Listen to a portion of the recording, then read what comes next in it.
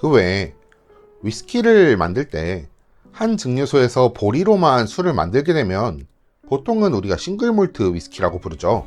그리고 여러 증류소에 싱글 몰트 위스키를 섞으면 블렌디드 몰트 위스키라고 하잖아요. 근데 그런 상식을 깨트리는 위스키가 있어가지고 오늘 한번 소개해 보려고 합니다. 독립병입자인 SMWS에서 나온 가스트로믹 퓨전, 우리나라 말로 하면 미식 퓨전이 되는데요. 8년 숙성 싱글 그레인 스카치 위스키입니다. 그레인이면 보통 보리 말고 다른 거로 만든 거 아닌가요? 당연한 반응입니다. 근데 이 녀석은 무려 100% 보리로 만든 위스키예요. 뭔가 이상하죠? 우리가 싱글몰트 스카치 위스키라고 부를 때는 그냥 단순히 스코틀랜드에서 만들었다고 그렇게 부르는 게 아니라 법적으로 확실한 기준을 따르게 되어 있습니다. 스카치 위스키 레귤레이션 2009라는 기준을 보게 되면 여기에는 제작 방식은 물론 라벨링, 포장, 광고까지 모두 다 법으로 규정이 되어 있어요. 제작 방식에 대한 핵심 규정들을 한번 가볍게 짚어보면, 우선 싱글이라는 단어를 붙이려고 하면은 한 증류소에서만 만들어야 된다. 단일 증류소 조건이 있어요. 그리고 증류 알코올 도수는 94.8% 이하, 그러니까 영국 프루프로는 166 프루프 이하로 증류를 해야 하고요. 숙성은 반드시 스코틀랜드 내에서 최소 3년 이상, 그리고 오크통 용량은 700리터 이하로 해야 됩니다. 병입 알코올 도수는 최소 40도 이상, 그 아래는 더 이상 위스키가 아니게 되고요. 첨가할 수 있는 것은 오직 물하고 E150A라고 하는 카라멜 색소, 이것까지 쓸 수 있어요. 원료는 물과 효모, 그리고 메가보리만 쓸 수 있고요. 다른 곡물을 쓰면 당연히 다른 곡물을 썼으니까 그레인 위스키가 되는 거고요. 그리고 증류 방식은 전통적인 파스틸에서 증류를 해야 되는데, 그러니까 다시 말해서 구리 단식 증류기로 증류를 해야 되지 연속식 컬럼 증류기나 연속식으로 가변이 가능한 그런 단식 증류기가 있어요. 그런 걸 쓰게 되면 이런 건 전통적이지 않다, 이래서 이건 몰트 위스키로 인정받지 못하는 경우가 있습니다. 이 모든 조건이 충족돼야지 싱글 몰트 스카치 위스키라고 합법적으로 부를 수 있게 되는 건데요. 자, 그러면 이 녀석은 왜 싱글 그레인일까요? 정답은 바로 증류에 있었어요. 이거는 구리 단식이 아니라 컬럼 스틸, 즉 연속식을 써가지고 증류를 했다는 거죠. 그리고 또 재밌는 게 얘는 블렌딩이 아주 독특한데요. 피티드와 논피티드를 각각 연속식으로 증류를 해서 피티드는 세컨필 버번 혹스 헤드에, 언피티드는 퍼스트필 버번 배럴에 각각 숙성을 한 다음에 마지막에 6대4 비율로 합친 거예요. 이런 것 때문에 오피셜 노트에서도 훈연된 오트밀이라든가 빠에야라든가 그런 느낌이 나는가 한 잔 따라 볼게요.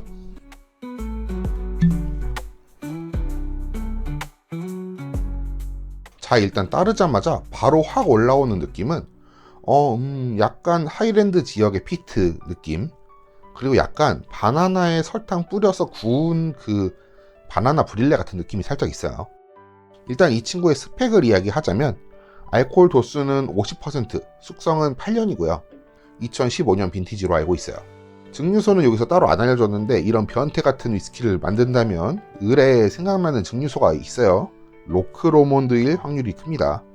라벨을 보게 되면 연기랑 버섯, 햄, 각종 해조류랑 향신료, 새우, 보리, 치즈 뭐 이런 게 그려져 있고요. 그래서 먼저 향을 맡아보면 과일이 거의 없어요. 약간 크리미 그런 쪽은 있는데 과일은 좀 없는 느낌이고, 굳이 있다고 하면 레몬 제스트라던가 레몬 커스터드 같은 그런 쪽. 그래도 설탕 같은 달콤한 냄새가 좀 있고요.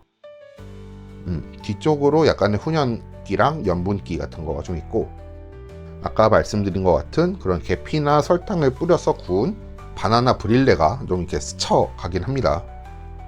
맛을 한번 볼게요. 입에서 느껴지는 팔레트는 매운 향신료가 싹 돌고 50도쯤 되는 알코올감이랑 염분기, 오일감, 그리고 피트에서 오는 약간의 그 스모크가 퍼지면서 질감은 좀 되게 미끈미끈해요. 이게 왜 여기서 빠에야라고 생각하는지는 알겠는데, 제가 제대로 된 빠에야를 먹어본 적이 없어서 그런지 모르겠는데, 저는 좀 해산물이 살짝 들어간 조개류의 그런 해산물 같은 느낌이나 새우 같은 해산물 이런 거 살짝 들어간 중화볶음밥, 이게 좀 더 이해가 잘 될 것 같아요. 아니, 위스키에서 볶음밥 맛이 난다고요? 아니, 그런 그 약간 뉘앙스라는 거죠. 좀 억지스럽나 싶다가도 이 그레인 특유의 오일리한 그런 느낌과 그게 약간 버터 같은 느낌으로 와주고요. 신기하게 버번 캐스크임에도 다양한 이 스파이스가 되게 많이 여러 가지 복합적으로 흩뿌려지면서 나가지고 마치 볶음밥에다가 넣은 향신료들처럼 그런 게 좀 느껴지는 게 이 라벨 때문에 더 그런 느낌도 좀 있고요. 피니쉬에서는 약간 후추라던가 계피 같은 스파이스가 좀 남고 그 아까 말한 버터리한 오일감이 계속 입에 있어요. 한번 좀 숨을 내뱉고 나면 훈연 그리고 약간 그 피클링 솔트라고 조금 시큼시큼한 그런 느낌의 향신료 그런 느낌도 좀 있습니다. 피니쉬의 몸통 자체의 길이는 짧은데 뒤쪽으로는 고소한 보리맛이 좀 더 길게 남아주는 느낌이에요. 아무래도 이게 보통 그레인 위스키는 94도 정도로 높게 증류를 해서 거의 보드카나 소주 원액처럼 증류를 하고 그러다 보니까 맛이 없는 편인데 이거 같은 경우에는 85%로 증류를 컷을 했기 때문에 좀 더 몰트 특유의 그런 고소한 풍미라든가 그런 거가 살아있는 것 같습니다. 지금쯤 되니까 아까 마셨던 거의 피니쉬가 가다가 약간의 그런 메디시널한 소독약 같은 그런 부분도 좀 남아있는 것 같아요. 피트의 강도는 좀 스프링뱅크 10년?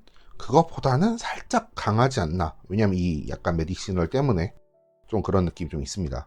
어쨌든 이런 이상한 짓거리를 해서 만드는 위스키가 맛있으려면 뭐 전반적으로 균형 또는 밸런스라고 하는 그런 부분이 잘 잡혀야 된다고 생각을 하는데요.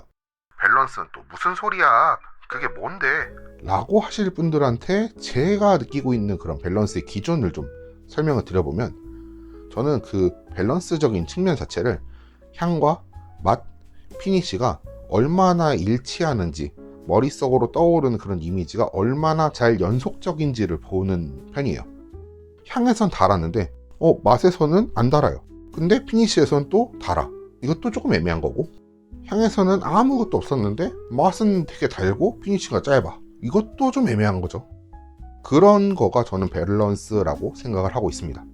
그래서 이 친구 같은 경우에는 몰트이면서도 그레인, 피티드면서도 부드럽고 오일리하면서도 스파이스하고 뭐 이런 여러 가지 복합적인 맛들이 잘 버무려져 가지고 전반적으로 재미있는 그런 볶음밥집에서 잘 볶아낸 그런 볶음밥을 받은 것 같은 그런 그림을 계속 그려줘요. 처음에 들어가서 나오는 크림 브릴레 같은 달달한 향에서부터 중간에 맛에서는 확실히 이거 되게 오일감 있고 스파이시하고 매콤한데 고소하다 이런 느낌을 받다가 뒤쪽으로 가니까 약간의 피트가 남으면서 그런 되게 부드러운 풍미, 곡물 풍미 같은 거가 좀 남아주는 이런 되게 전반적으로 그림이 연속적으로 그려진다. 그래서 이 친구는 다양한 특성을 한 병에 잘 녹여내면서도 또 그것들이 서로가 서로를 다치지 않게 밸런스를 다 잘 잡아줬다. 이런 생각이 듭니다. 그냥 직관적으로 맛있어요? 라고 물어보면 사실 얘보다 뭐 같은 가격에 더 직관적이고 더 맛있는 위스키가 얼마나 많은데요. 근데 무조건 뭐 맛있을 거야. 무조건 다 시장 취향에 맞는 거고 뭐 대중이 다 사랑하는 거야. 그런 것들도 물론 좋지만 요런 거 이런 재미있는 위스키를 찾아보는 것도 이런 저 같은 사람들한테는 위스키를 찾아보는 재미의 한 방법이라고 생각을 합니다. 그러니까 여러분도 다양한 스타일, 다양한 실험적인 위스키들도 뭐 그냥 두려워 말고 한번 즐겨보시는 것도 재밌는 방법이고 여러분들의 저변을 넓힐 수 있는 방법이라고 생각을 합니다.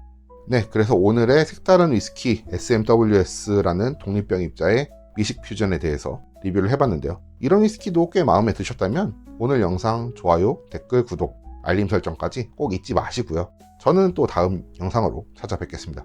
그럼 오늘은 여기까지.